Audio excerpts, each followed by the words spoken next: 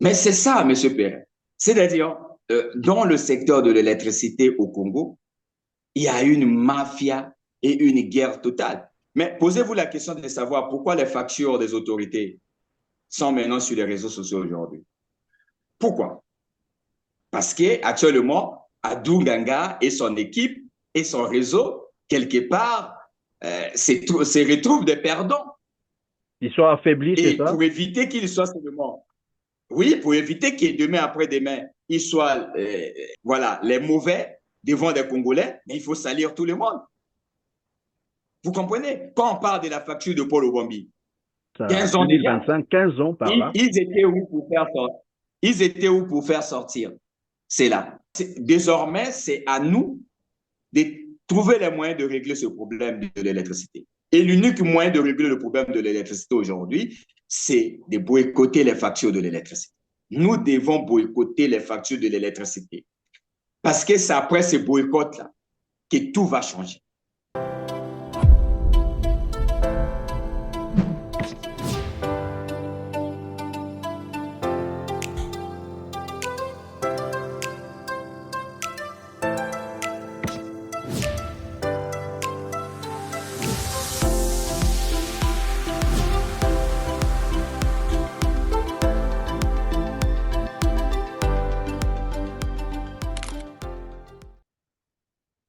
Bonjour, Gisela Ondele Kanga. Bonjour, Monsieur Perrin.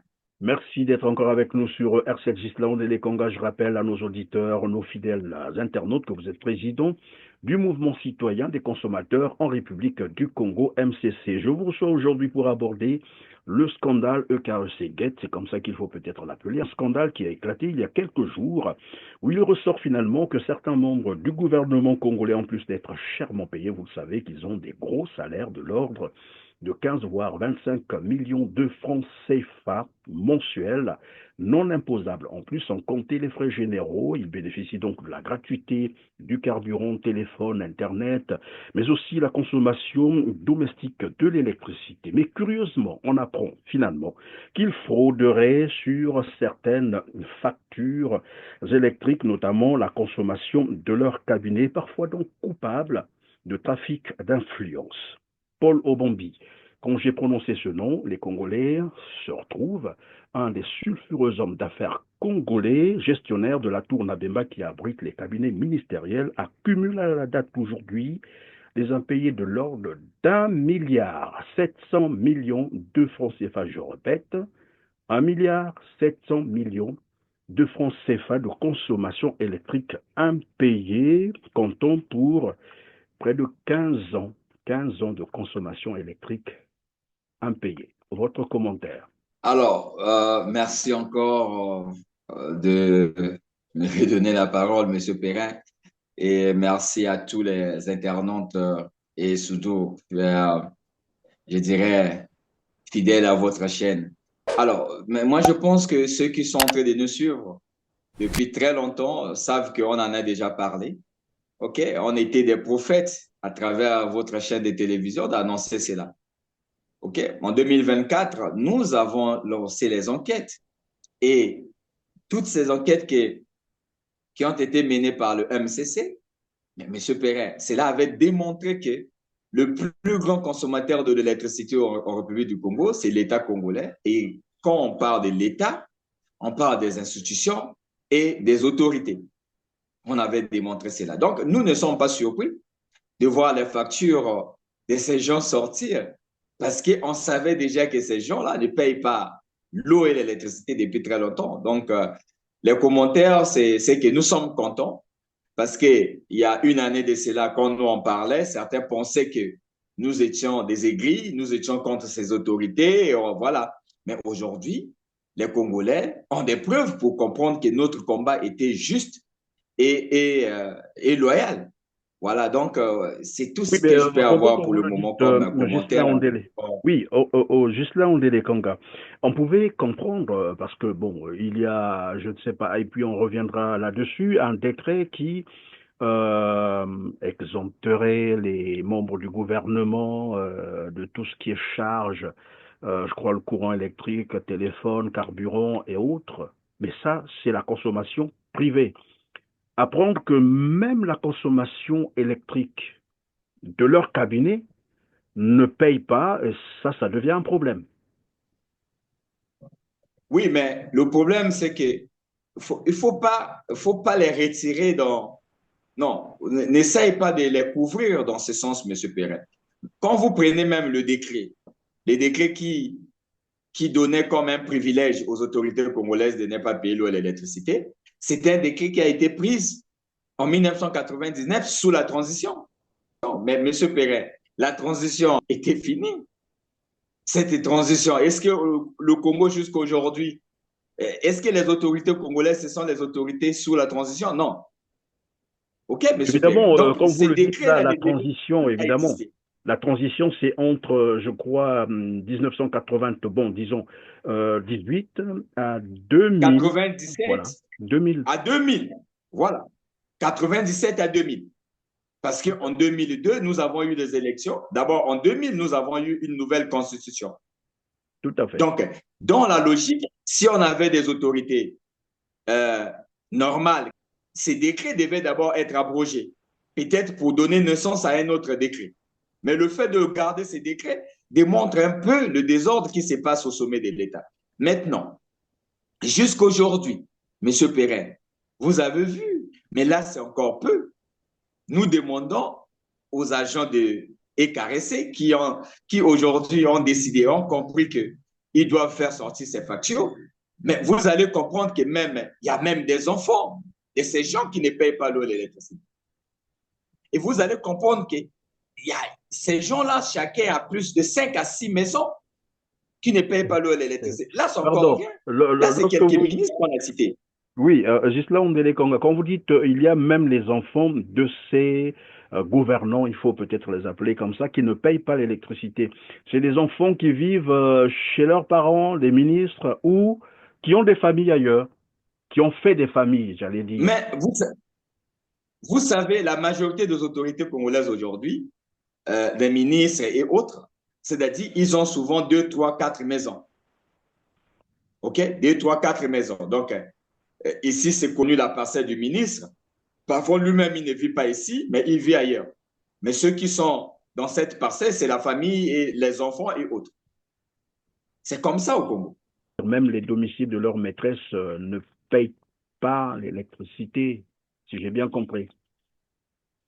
Oui, oui, bien sûr. C'est même ça, M. Perrin. Même... En fait, de compte, ça, c'est encore rien. C'est encore rien, M. Perrin. C'est-à-dire, C'est pire que ça. Non, mais j'ai dit, c'est pire que ça. J'ai dit bien que c'est pire que ça, M. Perrin. Là, par exemple, on a fait sortir pour quelques ministres, mais on a combien de ministres? Il y a eu combien de gouvernements?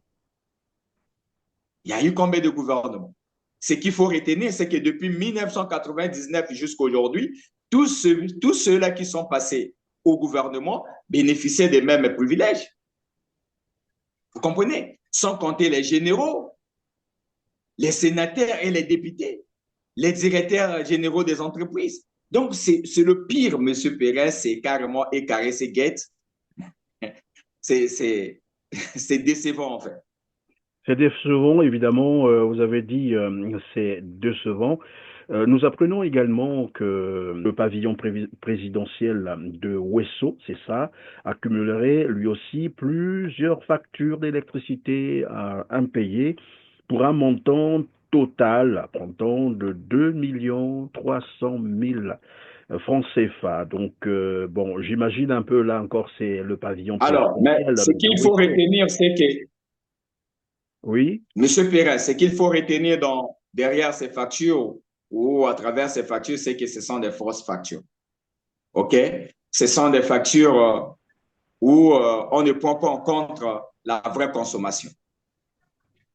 Et si on prenait en compte la vraie consommation à travers des compteurs, ça ne devait pas être ça les montants.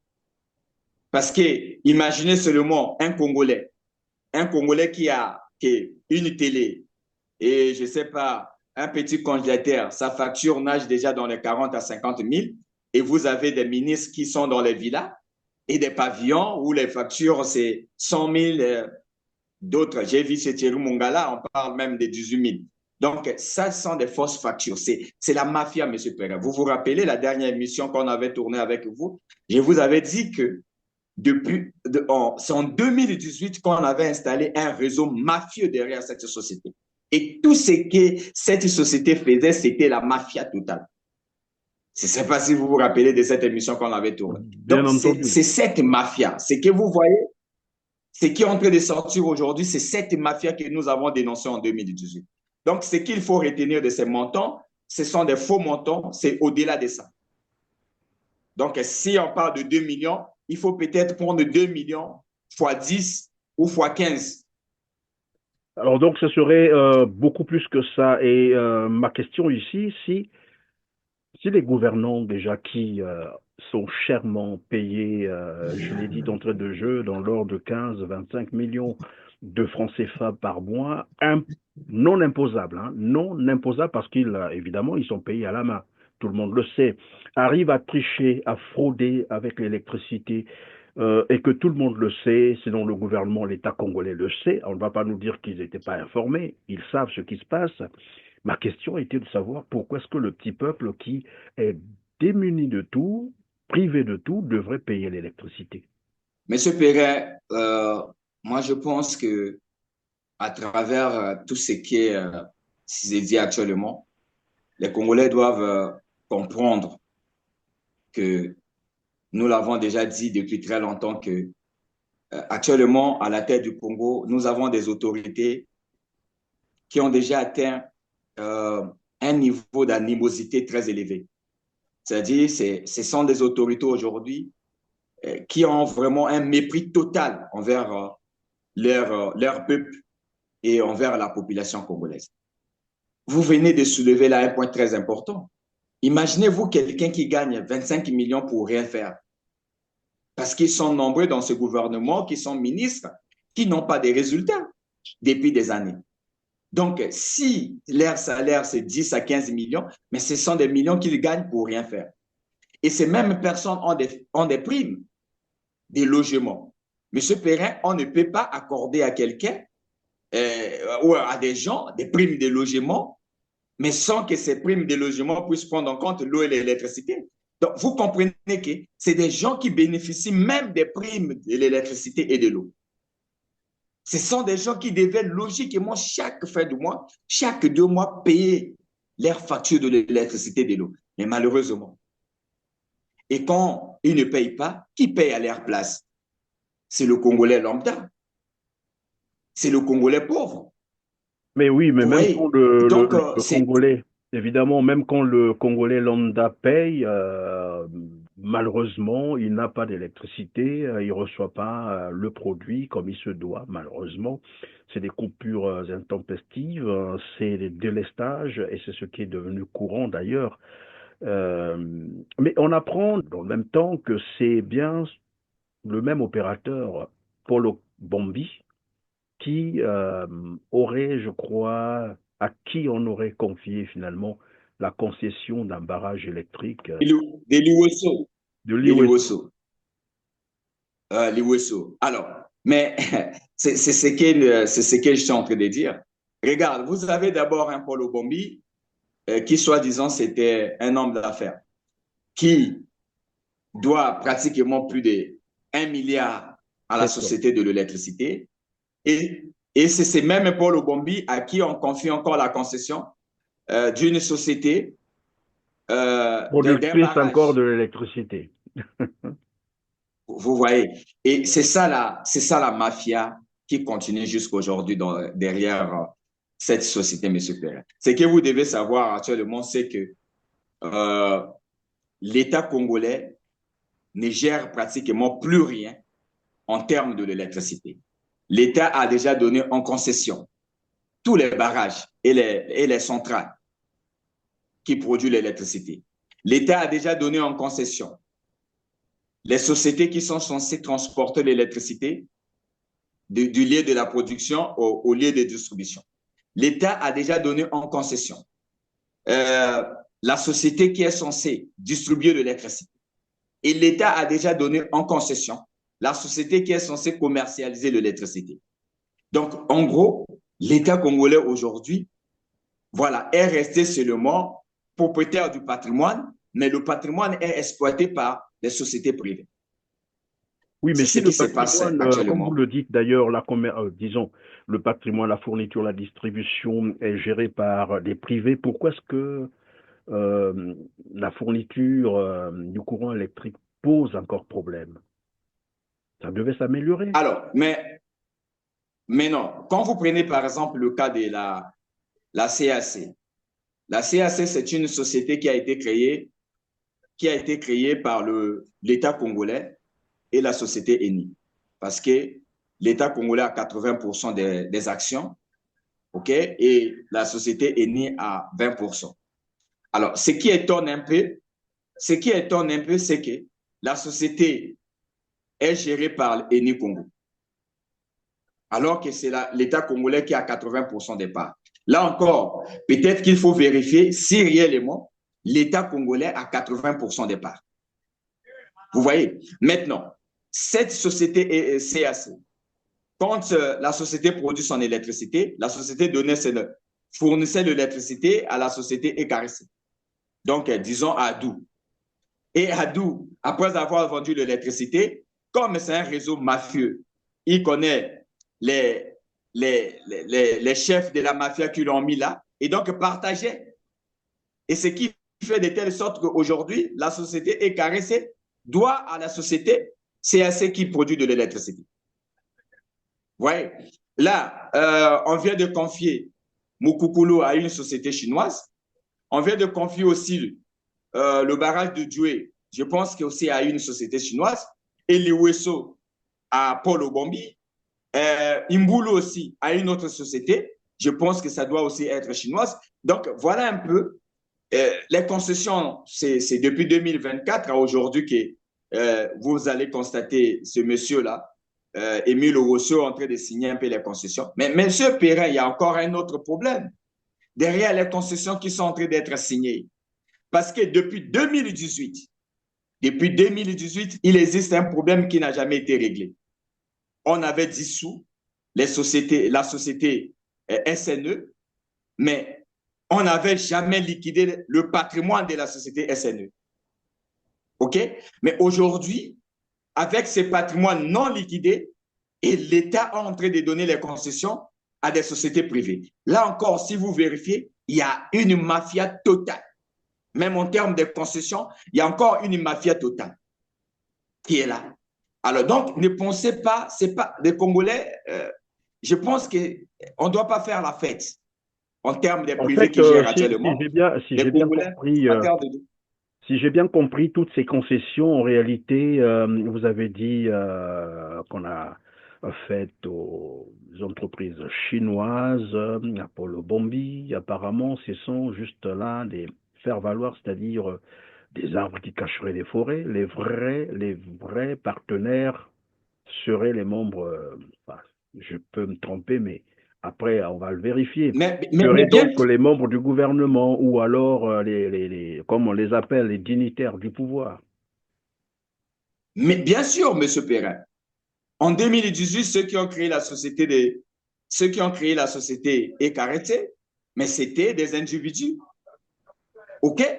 Alors, la société Ecarete aujourd'hui, c'est une société qui appartient à certains individus et l'État. La preuve en est, il n'y a même pas un document en République du Congo où on peut constater, par exemple, quand vous allez dans le statut de la société, la centrale électrique du Congo, vous allez voir dans le statut, on précise bien que l'État congolais a 80% des parts et Eni Congo a 20% des parts. Mais quand vous allez dans le statut de la société ECARC, nulle part vous verrez là où on vous précise que l'État congolais a tant de parts. Non, on dit seulement que la société a été créée par l'État congolais et 6 autres partenaires. Alors, donc la société ECARC aujourd'hui qui donne en concession son patrimoine, mais c'est une société, voilà, de l'État et des individus. Donc, il y a encore le flou derrière ça, c'est que cette mafia continue toujours. Cette mafia continue toujours, donc M. Perrin, rien n'a été réglé et On Rien n'a risque été encore de se réglé, retrouver. rien ne s'améliore, rien n'a été réglé, rien ne s'améliore. Les services de fourniture d'eau potable et de l'électricité au Congo posent encore problème. C'est, comme qui dirait, une problématique qui n'a jamais été résolue. Mais qu'en est-il finalement de votre plainte contre la EKRC pour arnaque en bande organisée contre les populations? Oui, la plainte continue. Ce qui est vrai, c'est qu'on a déjà gagné ce procès. Et voilà, nous attendons seulement que le tribunal puisse lire le droit. Sinon, je peux te rassurer que ces derniers temps, c'est les avocats de la société EKRC qui fuient les audiences. Et la dernière audience que nous avons participé, c'était le 7, le 7 janvier. Non, non, le 7 février, excusez-moi. Le 7 février, les avocats de la société ont demandé cette fois-ci une observation orale au tribunal. Mais comme nous, de notre côté, on n'avait pas présenté des avocats euh, voilà, comme des gens qui devaient gérer le dossier, des avocats étaient derrière nous. Donc, c'est nous-mêmes qui gérons le dossier. Donc, en ce moment-là, qu'est-ce qui se passe au niveau du tribunal? C'est qu'il y a de l'autre côté, il y a des avocats et ici, il n'y a pas des avocats. Mais non, quand l'avocat veut faire une observation orale, donc il va parler et le tribunal va écouter. Et après avoir écouté cet avocat, donc le tribunal va se retirer pour, voilà, il y a un mot qu'ils utilisent, délibérer, c'est ça, Tout quelque à fait, chose oui, comme ça. oui, Donc oui. nous attendons, mais nous, voilà, nous savons que nous avons déjà gagné ce procès et c'était palpable que nous gagnions ce Oui, mais procès. Donc à ce on attend niveau-là, seulement. Et pardon, Ghislain Ondélé, n'est-ce pas que vous êtes en train de vendre le loup avant de l'avoir tué? Parce qu'on connaît aussi hein, comment ça se passe avec la justice au Congo. Vous pouvez être surpris à la dernière minute. bon, monsieur Perrin, ça aussi, c'est une autre hypothèse parce que même dans les factures de l'électricité, vous avez vu la facture du procureur de la République qui ne paye pas l'électricité. Et Ah donc, bon? est-ce que le procureur de la République au Congakala est l'unique qui ne paye pas l'électricité là-bas au niveau du tribunal? Peut-être que les juges aussi et les présidents des tribunaux ne payent pas l'électricité. Donc, ça aussi, c'est une autre hypothèse. Mais ici, monsieur Perrin, nous savons que les preuves que nous avons déposées au niveau du tribunal, ce sont des preuves palpables, ce sont des preuves que le tribunal peut vérifier et condamner la société. Donc, c'est la raison pour laquelle jusqu'à aujourd'hui, nous faisons confiance à ces tribunaux, nous faisons confiance à la justice congolaise. Maintenant, s'il arrivait que et cette justice, elle est de lire le droit, euh, rentre dans la corruption, mais les Congolais, voilà, c'est aux Congolais de tirer un peu la leçon et de décider qu'est-ce que nous allons faire à la suite de cette décision. Évidemment, là, je suis en train de comprendre, mais comme je l'ai dit tout à l'heure, après, je peux me tromper, mais j'ai l'impression que tous les gouvernants et voilà, tous les membres de ce système sont sous le coup de la loi. C'est des gens qui trichent, qui fraudent avec l'État. Et donc, en réalité, si le droit fonctionnait au Congo, tout ce monde-là serait mis aux arrêts. Bon, bref, c'est moi qui le dis. Hein. Après, bon, on va vérifier. Alors, Ghislain Ondélé Conga, nous sommes à la fin de ce petit entretien, s'il faut le dire comme ça. Et il a été annoncé 45 jours de perturbations en termes de fourniture d'électricité à Brazzaville et beaucoup de gens se plaignent d'ailleurs. Hein. Bon, mais de toute façon, il n'y a pas trop de différence parce que finalement, les Congolais sont tellement habitués avec ces délestages. Mais la raison qui a été évoquée, c'est que les turbines seraient arrivées en fin de cycle. Quand même curieux, non, pour une société comme EKRC qui a des ingénieurs, des techniciens, des spécialistes. Annoncer comme ça que les turbines seraient arrivées en fin de cycle, ça veut dire qu'ils n'avaient pas prévu euh, ce scénario, c'est ça? Ils n'ont pas travaillé là-dessus? C'est quand même bizarre. Alors, par là, vous comprenez que même la raison était Elle est échappatoire. fallacieuse, il Vous faut le comprenez? dire, échappatoire. Voilà. Et la vraie raison, Monsieur Perret, dans ça peut être, comme je vous ai dit au début, qu'à un certain moment, la CSC fournissait de l'électricité à Adou pour vendre et Adou et son réseau mafieux faisaient la pagaille. Donc, tout ça aussi, c'était devenu une guerre. C'était devenu une guerre. Il y a des moments où la CAC pouvait aussi priver de l'électricité et autres. Mais il faut toujours trouver des raisons, voilà, pour embobiner, pour, voilà, embrouiller les En Congolais. sorte, Il y a ça, il y a des pardon, turbines. Ghislain Ondélé Conga, en sorte, vous êtes en train de nous dire que c'est probablement pour ne pas dire une sorte de sanction, c'est-à-dire de la société productrice de l'électricité envers EKRC qui ne respecte pas les clauses du contrat, c'est-à-dire qui ne paye pas l'électricité qu'on lui fournit, c'est ça, et que bon, Ouais, pour la pénaliser, ben la société évidemment productrice est obligée parfois de priver la oui, EKRC d'électricité. mais c'est ça, M. Perrin. C'est-à-dire, dans le secteur de l'électricité au Congo, il y a une mafia et une guerre totale. Mais posez-vous la question de savoir pourquoi les factures des autorités sont maintenant sur les réseaux sociaux aujourd'hui.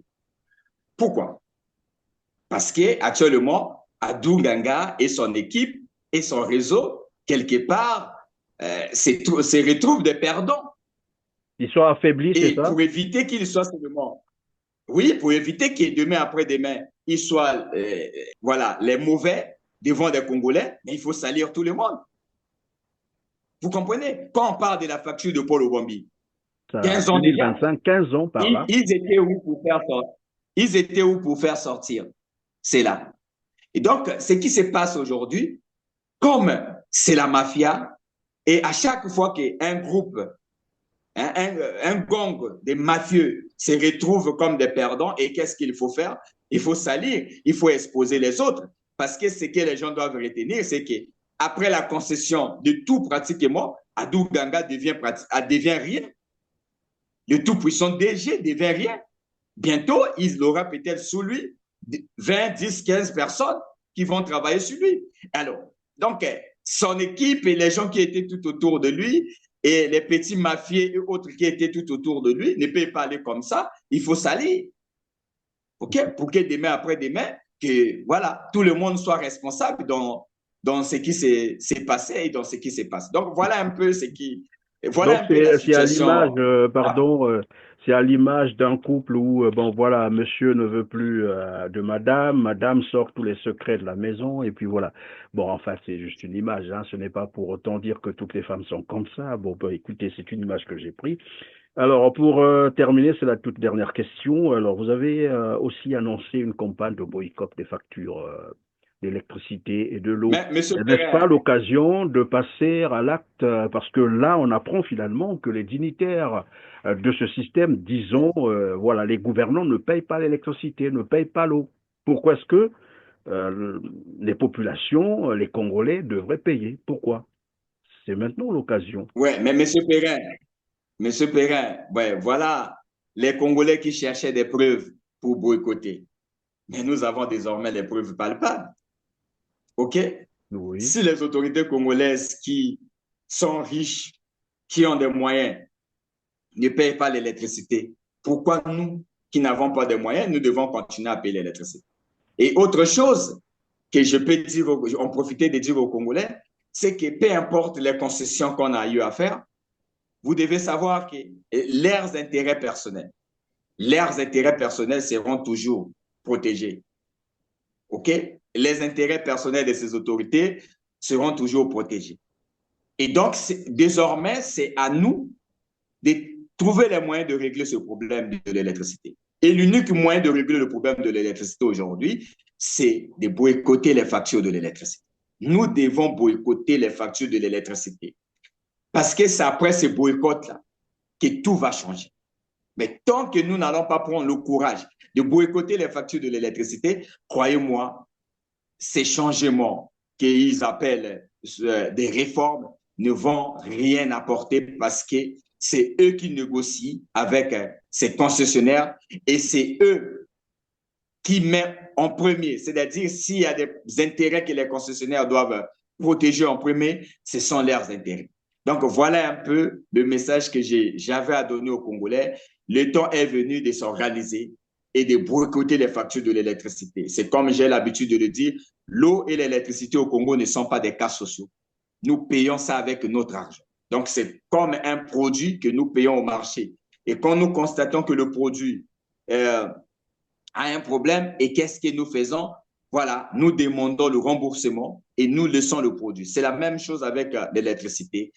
Nous allons, si possible, on doit s'organiser, trouver le mois où nous allons tous boycotter les factures de l'électricité. Voici le message que j'avais pour tous les Congolais. Les Merci. preuves sont là. On n'a plus rien à chercher parce que hier, quand nous on parlait, quand nous on dénonçait cela, voilà, il y avait certains qui disaient quelles sont les preuves, c'était la haine, c'était. Mais aujourd'hui, vous avez des preuves. Et ces preuves ne sont pas sorties de moi, mais ces preuves sont sorties de eux-mêmes. Voilà un peu ce que j'avais à dire, Monsieur Perrin. Comme quoi l'histoire finit toujours par donner raison à qui de droit. Mesdames, Messieurs, c'est la fin de cette émission, mais j'aime à rappeler que l'esclave qui n'est pas capable d'assumer sa révolte ne mérite pas qu'on s'apitoie de son sort. C'est Thomas Sankara qui le disait, il faut savoir défendre ses droits et évidemment, c'est ce que tente de faire le mouvement citoyen des consommateurs en République du Congo, le MCC, sous la direction, la présidence de Ghislain Délé-Conga. En tout cas, grand merci d'avoir été avec nous sur R7. Merci beaucoup, Monsieur Perrin. Voilà, je demande encore aux Congolais de nous contacter s'ils veulent bien sur le 06 522 07 07 50 et 05 633 37 11. Donc, ils peuvent contacter le MCC et pour leur information, désormais, il existe une loi au Congo qui protège le consommateur. Parce que depuis des années, depuis des décennies, le Congo n'avait pas une loi qui protège les consommateurs. Cette loi a été promulguée le 11 octobre donc 2024. Aujourd'hui, il y a une loi qui protège le consommateur. Donc, et vous devez savoir que tout ce qui est notre combat, et d'après cette loi, nous avons raison. Donc, vous qui avez encore peur, rejoignez-nous et puis on va continuer à faire le combat. Merci. Voilà, et donc aux Congolais de se joindre à vous, évidemment, comme qui dirait, l'union fait la force. Le MCC a donc besoin de vous, de vos efforts, de vos contributions aussi, parce que la bataille judiciaire implique aussi les moyens financiers. Merci donc de nous avoir suivis. Cliquez sur le petit pouce en l'air juste en bas de la vidéo pour dire que vous avez aimé et partagé. Mais dites-nous aussi en commentaire ce que vous pensez de ce scandale EKRC Gates. Des ministres qui ne payent pas l'électricité alors qu'ils sont chèrement payés, ils ont des budgets pour cela. Des ministres qui sont payés à la main, ils ont 11, 12, 13, 15 millions, 25 millions de salaires, sans compter les frais généraux, mais ne payent pas l'électricité consommée par leur cabinet. On vous en dira beaucoup plus dans les jours à venir. Pour aujourd'hui, c'était tout et on se retrouve très prochainement. Merci.